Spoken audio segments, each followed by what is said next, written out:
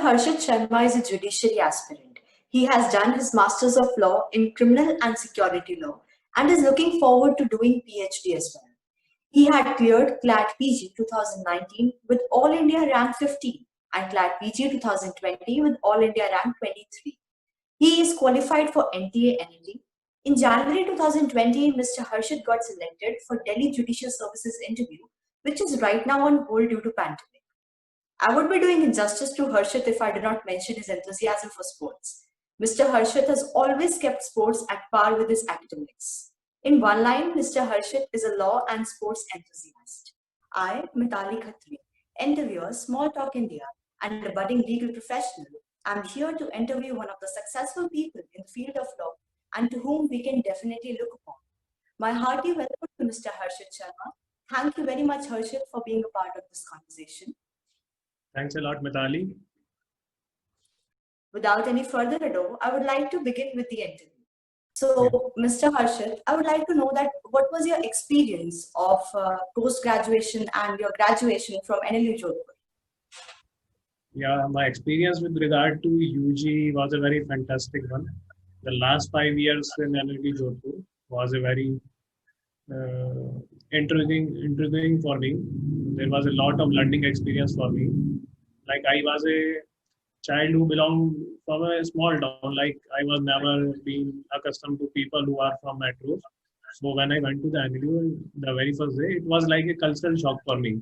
Like when I saw the people from different cities, metros, especially metros, and belonging from a very good families, and the kind of English with the like it seemed to me that it was a foreign accent. Like it was like really a challenging task for me to get accustomed there. But with time, with the help of my seniors as well as like teachers, I got through the 5 years. Like it was a very memorable 5 years for me, where I learned a lot with regard to my with how you do hard work in legal profession and what are the qualities that a good lawyer or a judicial officer requires. Then I decided, like when I was preparing for my judiciary, so I decided that I should opt for LLM as well. Like it will help me in my subsequent career. Like it was never a primary choice for me to do LLM. Like I wanted to restrict myself only to UG course only.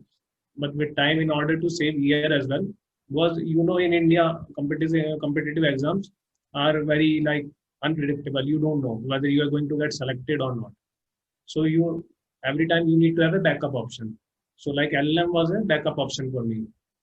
So like like like last month I completed my LLM. I'm very happy that I opted for this course. Like I learned a lot in LLM as well. Like you go like in depth with regard to different concepts which help you later in the life, not in the judiciary. Like they are not going to help directly in the judiciary, but as a person in the legal profession, they are going to help you a lot. Okay, that was indeed a very good experience, Harshit. So I got to know that one of your main motivations to join NLU Jodhpur was the sports opportunities. So how did you benefit from sports in your career? Like right from my childhood, I'm like a person who is very much into the sports. Like studies was always a secondary option for me. Like I was playing cricket. First, I played at the district level, then states, and then nationals. So I represented Rajasthan cricket team at under 14 and 16 and 19 level also. So my main journey, if you will see, I was always a sports person. Like the moment I came into NLU, then I started taking academics seriously. Otherwise, I was always heavily reliant on sports. Like I need to play sports. My whole lifestyle was involved in such a way that it suits me more into the sport rather than studies. And my parents were always like motivating me. Yes, beta, you do this. You like this. You need to do this. So they really helped me a lot. So when I came to NLU, like sports helped me a lot in like interacting with my seniors. Like they like my sporting qualities. I developed my fitness, and like sports help you in very direct and indirect ways. Like it helps you to build your willpower, your confidence, your pressure tackling skills. Like especially when you opt for these competitive exams, they test your patience and your pressure tackling skills. So sports help you a lot in your overall lifestyle, not only in the this sports field. They help you in overall lifestyle as well. Like they make you a complete person. Like I was like, I always wanted to be a complete person rather than restricting myself only to the academic field. Sir, a follow-up question. As you said that you wanted to be overall, like an overall person. So, did you ever think of doing something else than sports as your hobbies, or do you have any other hobbies? Hobbies, basically fitness. I wanted to like something like I wanted to have my name in fitness as well. Like I like to run a lot and little bit of gymming as well. So just to motivate people to lead a healthy lifestyle, like we saw in the Corona deck, those who were healthy, they never contracted Corona, or even if they contracted Corona, they were able to get recovery very fast. So we need to realize at this point of time that health is one of the major issues. We cannot sideline it just because we are focusing on our career. है ना? So this needs to be part of our lifestyle, and I want to motivate people like you can easily balance both these two things, like your academics and your sports, your work life as well as sports or fitness, whichever you want. If you like sports, play sport. If you don't like sport, just do half an hour, 1 hour for fitness. So like not this was like a profession for me, not only a hobby, like a profession for me. Sports, fitness, and apart from this, um, little bit of legal writing as well. Like the last year, I started to write blogs for different legal blogs, especially in the field of criminal law. So this is one of my interests, and I like once I get to the judiciary, like today or tomorrow, whenever it happens, then I like to write a book for CLAT PG aspirants, judiciary aspirants as well. Definitely, sir. Waiting for that book. So, sir, I got to know that like you prefer self-study. Yeah. So, how did you always keep yourself perseverant and motivated? Like I realized this thing in my early life that I'm not a person who can understand the concept by listening to the others. I had this habit of dozing in the class in school as well, and it continued in the college. Like when I went in the NLU, it was like a dream coming true that classes are having AC. So when you have your lunch or breakfast and then you go to the class, the fully chilled class, so automatically like it was a like proper atmosphere for me to have a good sleep. So I was never a person who can understand the concept like teacher is teaching and I'm getting the concept. No, this never works for me. I realized this and I always devoted sufficient amount of hours for my self-study. Like once I've done with my sports and fitness, the rest is my study time. I will not mix in other things like talking with the people, gossiping or going somewhere out. I restrict myself like sports, studies, fitness. This is my whole schedule. Like it seems monotonous to many people like how do I manage, but I like this. I'm very okay with this. Okay, sir, a follow-up question. Did you ever think that you lost on your social life by focusing on just your sports and your academics? No. When you are interacting, like when you are playing sports, you are interacting with the real people. Like social media is all like virtual fake people. Like we see fake people more as compared to the real people. And when you play sports, like I was in cricket team, there were always 11 to 12 people around me. I was the vice captain of the team for the last 5 years. So I was having a very good position in the team, and like 11, 12 people were always there for me. Like I can talk to them, I can like we were playing together, we were going to different fairs, different cities, we were having very memorable experiences. And apart from this, I need to maintain my badminton as well because I was playing badminton as well as a captain of the team. So it required a lot of hard work and a lot of time to devote to both these sports in order to be at top position. So I don't regret that social media, like I wasted something. Sir, as you talked about social media, so I would like to have one more question. Sir, I got to know that you purposely keep a phone which does not have WhatsApp and you stay away from social media. So that is actually very intriguing for me. So I would like to know that why do you think it would affect your professional life? No. This is personal opinion. Like it differs from people to people. Like if you want to use social media, it can act in both the ways, good way as well as bad way. Like we see like lot of material is available on the internet and it is getting circulated through either Telegram or WhatsApp. So if you want to use it in a good way, there are numerous ways. Like some people are getting benefited from this, but I saw myself more restricted to the traditional material like books, notes. So I studied from those. And WhatsApp, initially when I bought this new phone, Android version wala, in my first year, so I had this WhatsApp, but only within a span of 1 month, I realized that yeah, this is not going to with me for a long time, because like whenever notification comes, you have this curiosity of opening this message and then reading like what the other person is saying. And then I think WhatsApp is the root cause of many problems. Like if you see that some other person, you have delivered the message, but some person, your friend is not saying the message, then you are thinking like what happened, why he is not saying, why she is not saying, like this is the story. So this is not the right point of the time. Like you need to save your energy for a lot of other things, lot of productive things. So I just wanted that, like by reducing this time of social media, I devoted more towards academics and sports. Yes, sir, I can truly relate it with this, and that is very, we can say that we are our own judge. So we need to see what is best for us, definitely, sir. So, Harshit, as you said, that you talked about LLM, that it gives you additional knowledge. So, did you ever uh, realize that, like, I would like to rephrase my question, that how LLM benefited in your judiciary while preparing for your judiciary? No, like LLM, like very minor percentage, like it is not something indispensable. There are a lot of people, like I will say 99% of the people who are clearing judiciary has done their UG only. They are not opting for the PG.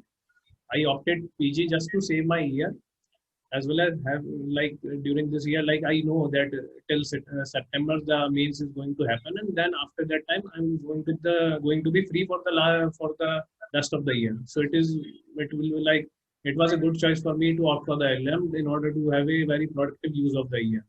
And with regard to LLM and judiciary, like if you take like LLM, we do in specialized subjects. Like I did my LLM in criminal law, and my honors in UG was also in the field of criminal law.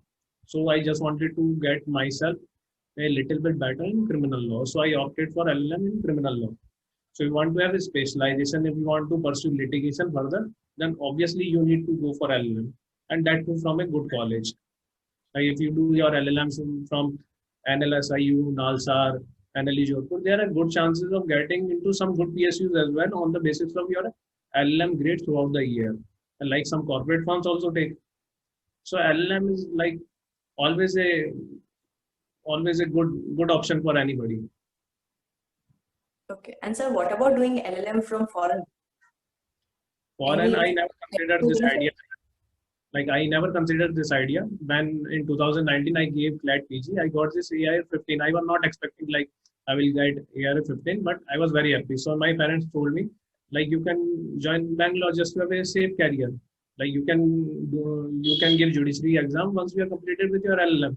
But till that time, my pre was already over, and I got selected to write the mains. So I was like, I will not go for the LM. I will do judiciary only. But like sole purpose was to go for judiciary. But meanwhile, I opted in some local college just to save the year. Otherwise, like there are a lot of friends from my UG batch who are doing LLM in the foreign universities. Like if you want to get into the academic line, like if we see in the legal profession, OP Jindal University is taking all those LLM graduates who are coming from the foreign university. They are recruiting them on a very good package. Like they are making them assistant professors, and that on a very good package. So if you want to see your career in the academic field, or later on, like if you want to practice in Supreme Court in some specific law domain, then you should go for foreign universities. Like you will Okay, get a sir. very good experience as well. Or if you want to get recruited with some foreign firms as well, so foreign LLM will be a good option for you. Indeed. Thank you very much, Harshit. Harshit, did you ever think of going into some other field of law rather than judiciary? Initially looking at my like this overall lifestyle, sports, and like focusing equally on sports and academics, my senior told me that you should go for PSUs. Like PSUs will be the best option for you. Like they have a very standard time limit of the office, like from 10 to 5, no heavy workload, regularly doing the same work. So they guided me that you should go for PSUs, and I was sure that I was having good CGPA throughout my 5 years. So I was sure that in fourth or fifth year some PSUs will come, and I will sit in the interviews, and there was a good chance of getting recruited with some good PSU. But unfortunately, in our neither in our fourth year, neither in our fifth year, PSUs came, like due to the lack of vacancy. This is one problem with Indian PSU, that they have lot of posts with regard to engineering and mechanical field, but there are very few posts with regard to legal field, either one or two. And that too, they demand for qualified persons that who have experience in the relevant area. So freshers are hardly able to meet those criteria of those PSUs. So when in my last sem, I realized that PSUs are not going to come through the college route. I started to prepare for this CLAT PG, because the lot of many Ratnas and Maharatnas have a MOU with CLAT consortium, that on the basis of CLAT rank, they will recruit the people. Okay, yeah, that was really very nice experience. And Harshad, do you think, like, to what extent knowledge of law subjects is required for judicial services interview? Like whenever we go for judiciary throughout India are either conducted by high courts or state public service commissions. So in Rajasthan as well as Delhi, the respective high courts conduct the judiciary, and judiciary exam is conducted in 3 stages. First is pre, second is mains, and third is interview, just like UPSC, the same format. So in pre, apart from law, they ask general knowledge questions as well, English and Hindi. Like in Rajasthan, they ask questions related to English and Hindi and law. And in Delhi, they ask general knowledge, some legal affairs, current affairs, English, Hindi, and law. So if you will bifurcate the portion, like in Rajasthan, 70% marks belong to law and 30% marks belong to this language. In Delhi, it is like 60-40, 60% law and 40% these other things. So in pre, you need to have a holistic approach. Apart from law, you need to cover other things as well. But pre, as we know, is only for the purpose of screening. The marks don't count in the final merit list. So when you get selected for like writing mains, then mains is heavily reliant on your what your law knowledge is, because they totally ask law there. Like in Delhi Judiciary, there is paper for general knowledge, the first paper, but there are only few questions with regard to current affairs, and the rest of the questions are in the essay form. And the essay, majority of the essays belong to the recent legal topics that you require legal knowledge for. That to write on those topics, you require legal knowledge. And the rest of the three papers are civil law 1, civil law 2, and criminal law. And Rajasthan, there are 2 papers: criminal law, civil law, English 1, and Hindi 1. There we need to write essays, and mostly the topic of essays are legal topics. So if you want to clear mains, because mains marks, mains only the marks related to the mains count in the final merit list. Along with the interview, they are counted in the final merit list. So you need to score a good amount of marks in the mains in order to get selected. So in order to get selected, in order to have good marks, you need to have a good knowledge with regard to your legal subject, especially the core legal subjects, CRPC, CPC, IPC, and evidence. You need to be thorough with this subject. Like at least you need to do 6 to 7 times revision before you go to write the mains. You need to have a very good understanding of the basics of these, at least these 4 subjects. These 4 subjects are common throughout all judiciaries, apart from other subjects. You need to have a very strong grip over these 4 subjects. Yes, sir. So talking about interview, like, can we say that knowledge of law subjects is not that much important for the interview as it was important for mains? Because I've heard that our personal attitude, our confidence matters more for the interview rather than knowledge of law subjects. Yeah. It is very much true. Like law is like mains is heavily focused towards law. And once we have cleared mains, the High Court judges also know that this aspirant who is coming on the interview stage is thorough with the law. We have already checked this law portion. Now we need to check other dimensions of this person, whether this person is capable of sitting as a judicial magistrate in a crowded court. When all the lawyers are like throwing their cases upon you, one is saying this thing, one is saying this thing, whether you can manage the courtroom. So they look into your overall personality, like whether you are on the spot, you are able to do justice. Like you are sitting alone in your chamber, like anyone can apply the law. But when 10 to 20 cases fall at a single time, whether this person has that composed temperament, that patience to handle those cases. So basically, during this 15-20 minutes of the interview, varying from judiciary to judiciary, they try to assess your overall personality. Like in front of high court judges, you can't fake yourself. Like if you will do, they will recognize. They are seeing the whole lot of criminals every day. They know from your gesture that what you are going to what you are going to say, whether it is true or false. They will easily recognize. So there is no point of telling any false thing. Either you know, you say yes. Either you say I don't know, sir. This is a very standard answer, and they will not take it otherwise. If you are saying no, you are saying true, sir. I don't know, but I am ready to learn this thing. So the interviews overall assessment of your personality. They took into account like your extracurricular activities, what you did in your early life, your sports as your relations with your family, your overall personality. These all things matters a lot in interview. Okay, thank you very much, sir, for letting us know this. So, sir, I am definitely sure you also might have faced setbacks in your life. So, Yeah. can you please tell that how you overcame them and what did you learn from them? Like one of my earliest setback was like like in my early childhood days when I was playing cricket at professional levels. So I was having a very very weighted body. I was very fat. I was a very fat kid. My coaches used to tell me that you need to work upon your fitness, but I was not like, okay, I will do. I am playing a very good game. I am scoring runs. I am taking wickets. I am an all rounder. I will every time able to make into the top 11. So that was happening till a point of time. But when you go to states and nationals, then you start to know about your fitness level. Like you need to work upon your fitness. But till that time, I recognized this importance of fitness. Like I was like 16 or 17 years old, and I was like started to get rejection from the state teams. So this was my first setback that I need to work upon my body. I need to work upon my fitness first in order to get selected. This is one of the core issues. Your skills with regard to the game is a different issue, and fitness, general fitness, is a different issue, which helps you a lot during a cricket game, especially in cricket. Like we need to stand 50 overs batting, 50 overs bowling, or either in test matches, 2 days match, 3 days match. So you need to require a whole lot of fitness. So first setback was that like I need to work upon my fitness round the year.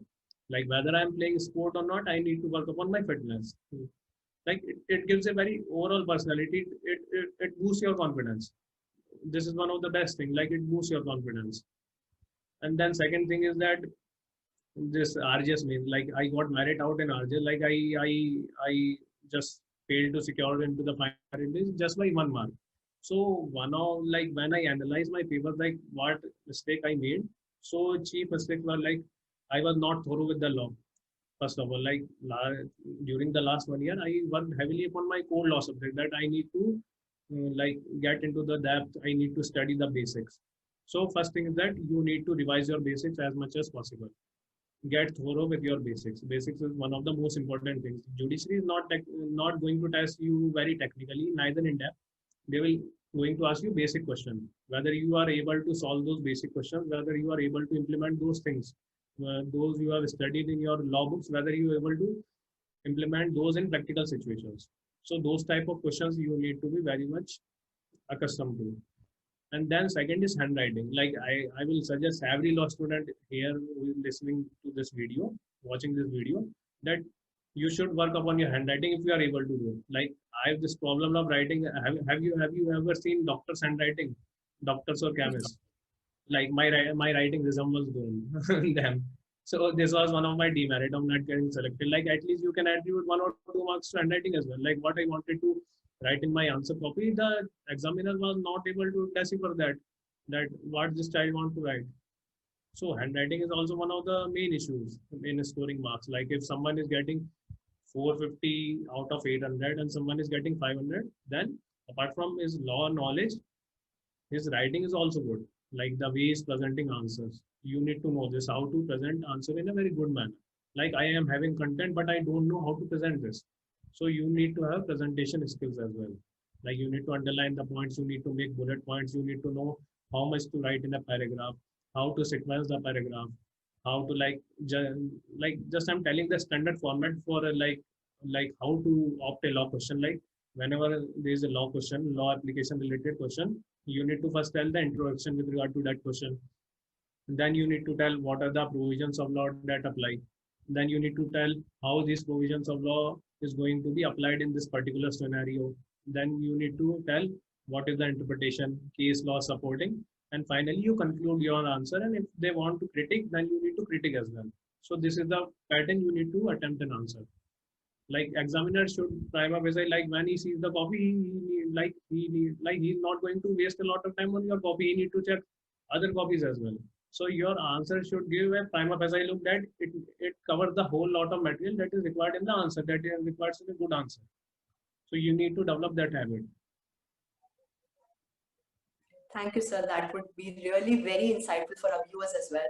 Thank you very much. Sir, I would like to move on to the next segment of our interview, that is rapid fire. So basically in this, I'll be saying a sentence and I would like to know whether you agree to it or disagree. And that would be so good of you if you let me know 2-3 lines of reasons for the same.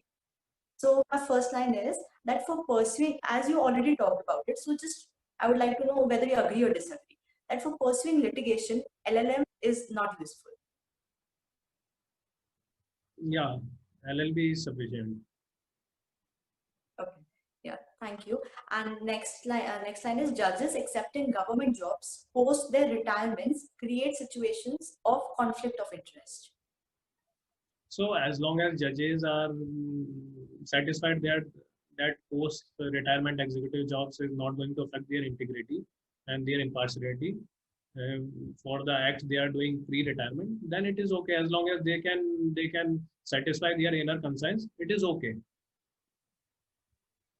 And basically going into this legislative part, if you are going as a lawmaker, getting nominated to the either Lok Sabha or Rajya Sabha, it will be very helpful legislators as well, because when a judge is coming in a form of lawmaker, he knows very much about how law should be formed, what should be the nuances of law, what should be the merits and demerits. Because legislators, as the most of the legislators, unlike general people, they don't know much about the law as a judge knows.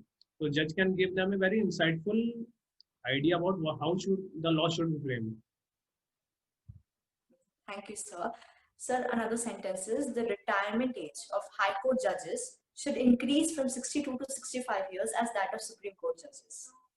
Yeah, this has been a long-standing demand of High Court judges, and I support this, because like till the time they reach the age of 62, they are very much experienced, and we should take the advantage of their experience. We should take the benefit of their experience by extending their age to 2-3 years.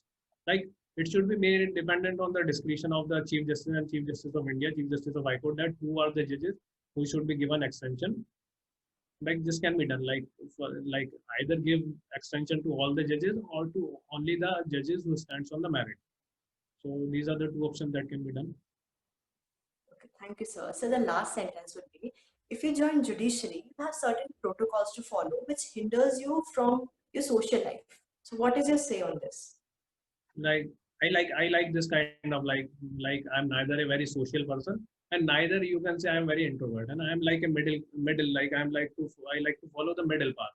And this is what judiciary requires. Judiciary always requires you to take a middle path, and I'm actually following it. So there's no problem with me, like following these protocols. Like it is good for me. That is very nice. So, sir, my concluding question would be, as you already talked very much about like what students should do. So I would like to few points that what students or professionals should not do. What would be your advice to them? Basically, my advice would be like when you enter law college, there's like especially those who clear CLAT and go into the MLUs, they think like when like it happened with us also. Like we think that after clearing CLAT, we are on like cloud nine. Like it doesn't happen. Like there are seniors, they also cleared the exam and they are seniors for a reason. You need to grasp this thing that you need to respect your seniors. This is the hierarchy in the profession. You will learn only when you will respect your seniors. There should be enough love and enough respect for your seniors. And today, if I am able to clear these exams in the last 1.5 years, I attribute, apart from my hard work, I attribute this achievement of mine to my seniors also, who guided me at my right point of time. Like I like to mention the name of my seniors like Vishant Singh, Arpit Raj, Neeraj Meena, Marianka Singh. who helped me a lot in my achieving what I wanted. They showed me the right path at the right moment of time. And the same is with your colleagues as well. You need to develop a good bonding with with your colleagues. Like I have very good bonding with my one of my colleagues, Risha, Saloni, Shaurya. Like time to time, you need motivation from the people. They guide you in the right direction. Like sometimes you choke in your life, you are depressed. You need to have these people. It is very important to have in legal profession bonding with your colleagues and respect for your seniors. Yes, sir, I totally agree with you. So And as we're apart from, towards, and I will like to mention a few more things. Like when you go into the law school, like children have a tendency, like they see the law school as a campus where they are going just to study law, just to learn the law. This is not the thing. Like you are devoting 5 years of your life, like peak 5 years of your life. Apart from studying law, you need to develop a holistic personality there. Live your life because these 5 years are not going to come back. Fully utilize your 5 years for studying purpose like you have studied. Now this is the time either if you are interested in moods, do moods as well, go for debating sessions. Like those persons like me should go for sports and fitness. So these are the things that should be done. You need to like after the 5 years, you should be able to present yourself as a overall personality. Like I studied law, but I studied other things as well. I mastered other things as well. sir, one question out of my curiosity. Sir, what do you think? Are moods very beneficial? Because we always associate law schools with moods. That if you're not done moods, you've not done anything in law school. So, what is No, your say on this? no, there is no requirement. No, no, no. I never did moods. Like mood, I think is a cup of tea of those who are very good oratory skills. Like I'm not one of those. Like I struggle with English in my past, and today I also struggle. Like I speak English until that level that I am able to communicate myself. I can able to communicate my ideas. But mood is especially for those people like who have very good oratory skills. But if you see from the profession point of view or from subsequent like what are the benefits like it's just a extracurricular activity. It's like if you are going for a corporate job, I have my friends in the corporate sector who never did the job, who never did the moods. They are still holding very good positions in tier one law firms. You see Camp, Tri, Legal, Katan, and all these firms, they never did moods. Even I know the people who are in judiciary, they never did moods. In PSU, they never did moods. So mood is like it is personal choice. If someone is not doing mood, no need to worry. I neither did like no national, no international mood, no mood. Even the intras that happen in the college for the allocation of moods, I never did that also. Even in my first year, I never did. Totally zero track record. So it is not necessary thing. It's personal choice. If you like doing moods, then go for moods. It is also a very good experience. You learn a lot about researching, like application of different laws within a single document, and how you present yourself, like in front of judges who are very good standing in the field. So if it's a personal choice, if you like, then you should do. As we are towards the end of this interview, I would like to say that it was my pleasure interviewing you, Harshit, and I would like to thank you for sharing your valuable experience and viewpoints. And I'm definitely sure our viewers would be very grateful to have you with us. And once again, I would like to wish you very heartiest congratulations for all your successes and wish you all the very best for all your future endeavors and especially for the upcoming Delhi Judicial Services interview. Once again, thank you very much. Thanks a lot, Mitali. I would like to thank the whole team of Small Talks India who excellently managed this whole interview process and gave me an opportunity so that I can present my views. And I'm looking forward to be a part of future endeavors of Small Talks India. And I will definitely play my part once I get success in my field. And even any kind of help is welcome from the Small Talks India. I respect your noble cause that you are circulating the views of different personalities from different fields of different law fields. You are circulating their experiences so as to help the layman, the law students who are studying in their first and second years who don't know how, like, this is very much required. Like, at some point of time, we don't know how to proceed in what direction. Like, we are very much confused. And like this, your interview process, like helping them a lot. Like, I respect your cause and like I want to be part of future endeavors. Our pleasure, sir. Thank you very much.